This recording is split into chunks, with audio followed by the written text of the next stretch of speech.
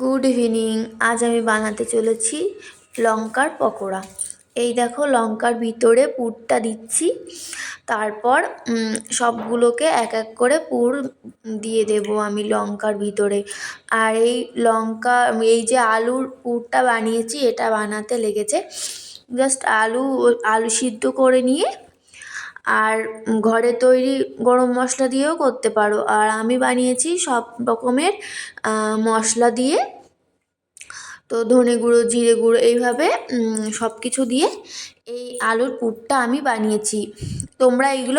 তোমরা পারলে ধনে তারপরে মেথি, এই সব যে মশলাগুলো হয়, জিরে শুকনো কড়াইতে ভেজে নিয়ে তোমরা মিক্সারে গুঁড়ো করে এই মশলাটাও বাড়িতে তৈরি করতে পারো। এই যে আমার সবগুলো এক এক করে হয়ে গেছে, এবার আমি বেসনে দেবো। আমি উল্টিয়েও নিয়েছি, তো আস্তে আস্তে করে 2-3 মিনিট আমি প্রথমে হতে দিতে হবে। আমি আগেই উল্টে দিয়েছিলাম, ওই জন্য তেলের মধ্যে ভেঙে গেছিলো। তো আমি 3টে করেছি, দেখো কিভাবে বানিয়েছি, কেমন হয়েছে। তো দেখো অনেকটাই সুন্দর লাগে, খেতে অনেকটাই সুন্দর।